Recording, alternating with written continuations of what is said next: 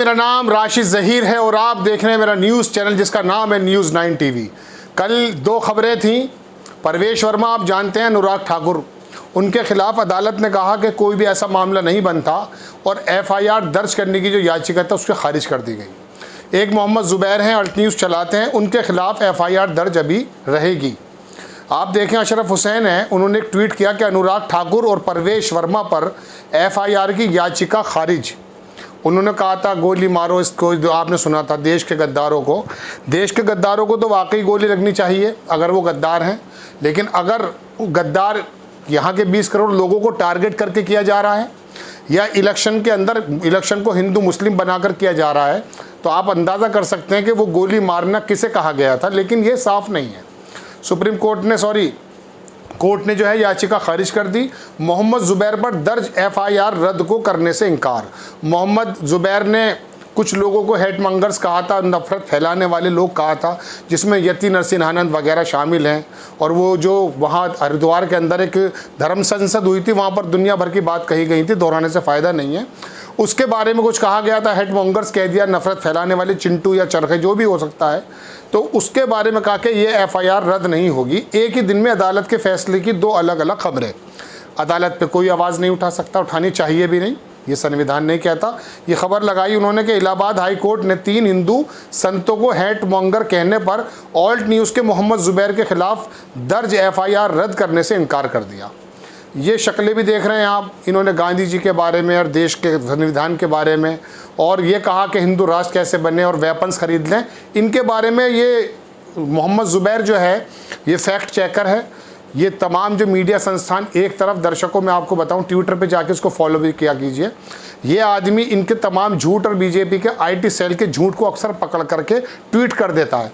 इसका कोई news channel नहीं है, बहुत बड़ा एक छोटी सी संस्था है, लेकिन इस अकेले आदमी ने इन सब को हिलाकर रख दिया और इनके झूठ का पर्दाफाश ये अक्सर बेशतर करता। तो इसने कह दिया था तो इसके खिलाफ मुकदमा है। और दूसरी देखिए एनडीटीवी की रिपोर्ट कि अनुराग ठाकुर और परवेश वर्मा को राहत, शाहीन बाग को लेकर भड़काऊ भाषण पर एफआईआर याचिका खारिज। अब वो क्यों कहा है, वो देखिए टेक्निकल रीज़न हो सकते हैं, लेकिन एक तरफा जो नज़र आता है तो उसमें पता चल जाता कि हालात देश के क्या हैं। ये बात तो मैंने बताई आपको इसके बारे में। अब फातिमा के बारे में बताता हूँ, जो जावेद की लड़की है, जिसके बारे में कहा गया कि प्रयागराज में उसका घर को तोड़ दिया गया। उसकी जो है, बाद में आपको बता दूं, आपको मालूम है अभी जो हंगामा हुआ था नूपुर शर्मा को लेकर के, वहाँ पर जावेद नाम के व्यक्ति को कहा गया कि ये तमाम मास्टरमाइंड था, उसके घर को तोड़ दिया गया। उसने कहा, कागजात में लगा दूंगा ढूंढकर आपकी स्क्रीन पर, वो घर जो था बेसिकली उसकी बीवी के नाम था। नगर निगम के जो भी बिजली के और पानी के बिल आते थे बीवी के नाम से आते थे। बहुत बड़ा अंग्रेजी का अखबार उसने छापा है, तो लेकिन वो गिरा दिया गया है। अभी उस पर आरोप है, दोषी साबित नहीं हुआ है, लेकिन सरकार कौन से कानून के अंदर सुराग करके अपनी कार्रवाई को जारी करती है ये तो जानते हैं। इसीलिए बुलडोज़र के नाम को ये कहा जा रहा है कि एक वर्ग विशेष पर चलता, और कहा जाता है कि विकास प्राधिकरण जो होता है उसके मुताबिक ये काम होता है। तो एक साहब ने बताया कि गुजरात के अंदर या शायद किसी शहर के अंदर 35% जो बिल्डिंग है वो उसमें कोई नक्शा ही नहीं है। दिल्ली की बात मैं आपसे बता चुका दर्शकों को, 63-64% दिल्ली जो है वो बिना नक्शे के बनी हुई है। अब अगर आदमी को चाकू मारने का काम करता है, लाठी मारने का काम करता है, अगर आरोप है पत्थर मारने का काम करता है, तो संविधान के मुताबिक उसको वो सज़ा मिलनी चाहिए साबित होने के बाद, या उसके घर को दहा दिया जाए जो उसकी बीवी के नाम है। और अगर पर्टिकुलर उसी आदमी को सज़ा मिले तो घर के अंदर तो उसकी बेटी भी रहती है, बच्ची भी रहती है। ये तमाम चीज़ें हैं जिसकी वजह से इंटेंशन सही नज़र नहीं आती। लेकिन देश के अंदर एक ऐसा माहौल पैदा हो गया दर्शकों कि जो अंधभक्त हैं, जो भारतीय जनता पार्टी के वोटर्स हैं, जो मोदी जी के भक्त हैं, योगी जी के भक्त हैं, इंसाफ पसंद लोग नहीं, वो लोग ये कह रहे हैं कि पत्थरबाजों के साथ ऐसा ही होना चाहिए। वो पत्थरबाजी कब करते हैं? मस्जिद से पत्थर लेके आते हैं या अपने प्रदर्शन करते हैं, और प्रदर्शन के बाद वो हिंसक हो जाते हैं, उसके बाद पत्थर करते हैं, पत्थरबाजी करते हैं। ये भी एक चर्चा का विषय है, तफ्तीश का विषय है। लेकिन होता यूँ है कि अगर राजस्थान के अंदर गुर्जर समुदाय, जाट समुदाय रेल की पटरियाँ उखाड़ दे, कुछ नहीं होता है दर्शकों। अजय मिश्रा टैनी ना बेकसूर किसानों पर जो है वो चढ़ा दे, उनका बेटा, मंत्री का बेटा, सॉरी, तो वो क्या कहते हैं, उसको कोई प्रॉब्लम नहीं होती है, उसके घर पर जो है बुलडोज़र नहीं चलता है। लेकिन यदि मुख्तार अंसारी के घर पे चल जाता है, ठीक है, हो सकता है वो बहुत बड़ा बदमाश या कुछ इस तरह का गुंडा अतीक खान, लेकिन अब उसकी आड़ के अंदर कुछ लोग ऐसे भी चुन लेते हैं। इनको क्या हुआ कि अब ये जहांगीरपुरी में पत्थरबाजी हुई है तो उन पे ऊपर चढ़ा दिया गया है, जबकि नोटिस रात को नोटिस देते हैं, सुबह को 12 बजे बुक कर देते हैं, कुछ समय भी नहीं मिलता है। तो इस कानून की प्रक्रिया पर आवाज़ उठती है। अब मैं आपको अपनी बात को ख़त्म करके जो मैं खबर सुनाना चाहता था वो मैं मकसद बताता हूँ। अरफा खानम शेरवानी आप जानते हैं, वायर के अंदर एक बहुत अच्छी पत्रकार है, NDTV में काम करती थी। मैं आपको एक छोटा सा वीडियो दिखाऊंगा दर्शकों। उसमें उन्होंने एक जज जो हैं, रिटायर्ड जज, उनसे उन्होंने कहा कि आप ये बताइए ये जो चल रहा है इसके बारे में आपका कहना क्या है। तो ये जो बुलडोज़र चल रहा है, तो उनका जो मुझे डायलॉग लगा, ये देखिए आपकी स्क्रीन पर है, कि सिर्फ इग्नोर ही नहीं किया बल्कि जानबूझकर सोच समझकर कानून के राज की अवहेलना की, उल्लंघना की, जो एक सभ्य समाज में नहीं होना चाहिए था, वो सब कुछ हुआ। अरफा खानम शेरवानी ने पूछा कि ये जो बुलडोज़र वाली राजनीति हुई इसके बारे में आपका कहना क्या है। कौन है ये? Justice Govind Mathur, Allahabad high court के पूर्व जस्टिस हैं। इन्होंने कहा कि सिर्फ इग्नोर ही नहीं किया गया है बल्कि जानबूझकर सोच समझकर कानून के राज की अवहेलना की है, उल्लंघना की है। एक सभ्य समाज में नहीं होना चाहिए वो सब कुछ हुआ। एक सभ्य समाज में होना चाहिए वो जो नहीं होना चाहिए वो सब कुछ हुआ।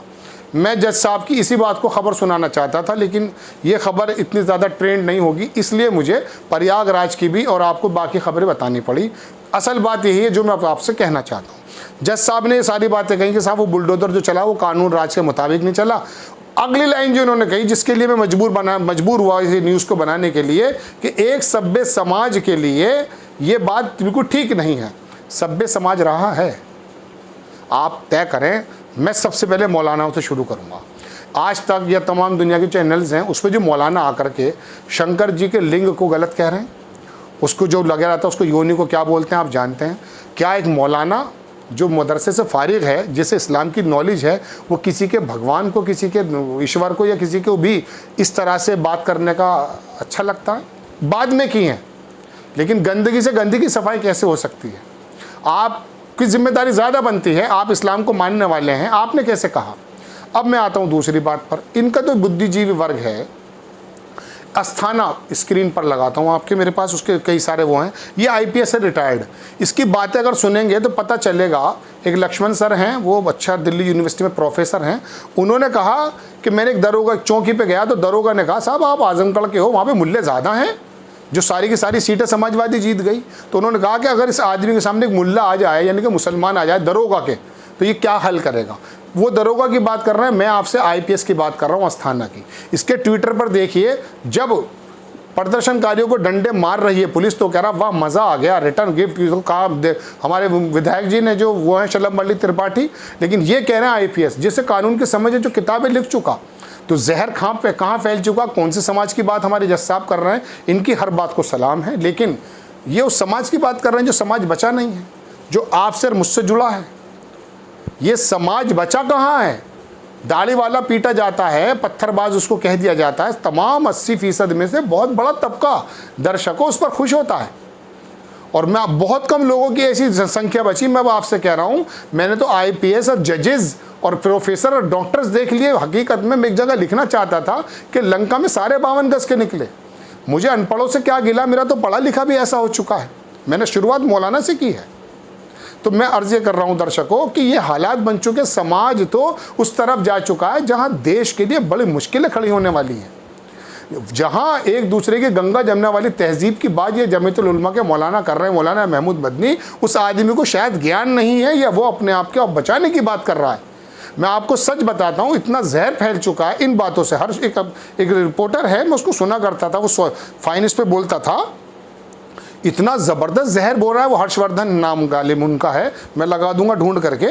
तो इतना जहर बोल रहा है वो आदमी पत्थरबाजों को लेके, इनको लेके। अरे भाई ये देखो कि नुपुर शर्मा ने उकसावे वाली बात में गलत लैंग्वेज का इस्तेमाल किया, उसको वहीं रोक दो। एक जुमा गुजर भी गया, उसमें किसी ने भी कोई प्रदर्शन नहीं किया। जब आपने उसके खिलाफ FIR दर्ज नहीं की, उसको जेल नहीं डाला, उन लोगों का गुस्सा भड़क गया। खाली देश का भी भड़का, इनका भी भड़क गया।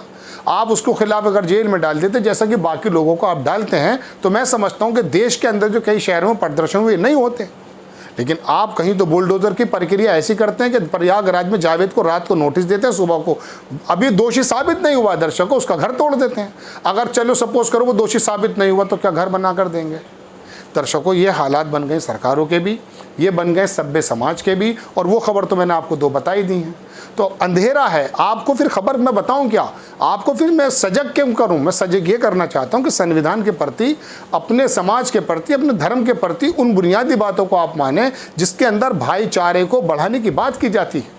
आप यकीन मानिए, हिंदुस्तान का या दुनिया का कोई भी इंसान ये नहीं चाहता कि जानवर की भी मौत हो जाए अकारण। तो आप कैसे इंसान को चाहेंगे कि इंसान को गोली मार दी जाए, जान से मार दिया जाए, बिला वजह करें? इंसान के अंदर दया होती है, आपके अंदर भी दया, मेरे अंदर भी दया। कुछ नेताओं के हालातों में IT सेल के बनाने में अगर आप लोग इस वक्त ज़ॉम्बी बन जाएंगे तो आप ये बताइए फिर ये समाज जाएगा कहाँ? ये देश के समाज के बारे में जो पूरी दुनिया मिसालें देती है हमारे भारत के बारे में, फिर वो मिसालें धूमिल हो रही हैं। देश की हालत क्या कर दी है ये तो मैं पिछले एपिसोडों में आपको बता रहा हूँ, दूसरे चैनल्स पर भी। लेकिन दर्शकों, ये दिल की बात मैं शायद खबर के रूप में नहीं बता पा रहा हूँ आपको, लेकिन मैं बता रहा हूँ हालात ये हैं कि जिस सभ्य समाज की बात जज साहब कर रहे हैं, वो सभ्य समाज यदि धरातल पे है तो कहाँ है? मोदी जी के गुजरात के अगर मत रखी हुई है, उस मॉडल पर अगर आप वोट देते हैं, बहुत अच्छी बात है, बहुत लोग देते होंगे। लेकिन अगर आप योगी जी के या मोदी जी के, आप गुजरात के उस कांड के बारे में वोट देते हैं कि इन्होंने मुल्ले के पेज टाइट कर दिए थे, तो फिर इसका मतलब ये है कि आपका मेरा इलाज होने की ज़रूरत है। आप मुलायम सिंह को वोट अगर इसलिए नहीं देते कि साहब इन्होंने गोली चला दी थी, तो यहाँ भी इलाज होने की ज़रूरत है। अगर आप मायावती जी को वोट इसलिए देते हैं कि ये सिर्फ हमारी समाज की बात करती हैं, बहुजन समाज की, तो ये भी बात गलत है। सारी पार्टियों में सभी लोगों को होना चाहिए। और जो इस चीज़ में पिछड़ रही वो कांग्रेस, मैं कांग्रेसी नहीं हूँ, ऐसा मत समझिएगा कि मैं कांग्रेस को प्रचार कर रहा हूँ। कांग्रेस इस बात को लेते आती है, केजरीवाल इस बात को लेकर आता है, ममता बनर्जी ने भी चलिए किसी हद तक कुछ काम किया है, नीतीश कुमार ने किसी हद तक काम किया, बिहार को सुधार कर रख दिया। लालू प्रसाद का मैं किसी वक्त में प्रशंसक हूँ, लेकिन उनकी कुछ बातों का मैं बिल्कुल नहीं हूँ। हकीकतन जो गुंडागर्दी बढ़ती है उत्तर प्रदेश में, वो हमारे जब समाजवादी आती बढ़ जाती है, हालांकि वो कागजों में कुछ और है बताया जाता है। लेकिन 112 बेहतरीन दुनिया की शानदार चीज़ अखिलेश यादव ने दी, इसको आपको अप्रिशिएट भी करना चाहिए। आपको खाली मुसलमानों का नेता नहीं मानना चाहिए उसको। दर्शकों, बात ये चल रही है कि नेता तो ये अपने प्रांगण में जाकर जब ये राज्यसभा में मिलते हैं, इतनी बेहतरीन तरीके से मिलते हैं कि मामू फूफी के लगते हैं एक दूसरे को, और फिर आकर के गोली मारो ये और गोली मारो वो। दर्शकों, ये खबर मुझे देनी थी, पता नहीं किस अंदाज में पेश कर पाया। आपको अच्छा लगे तो आप प्लीज़ सब्सक्राइब कीजिए, शेयर कीजिए। नेक्स्ट टाइम मैं किसी अच्छी खबर के साथ आता हूँ। जय हिंद।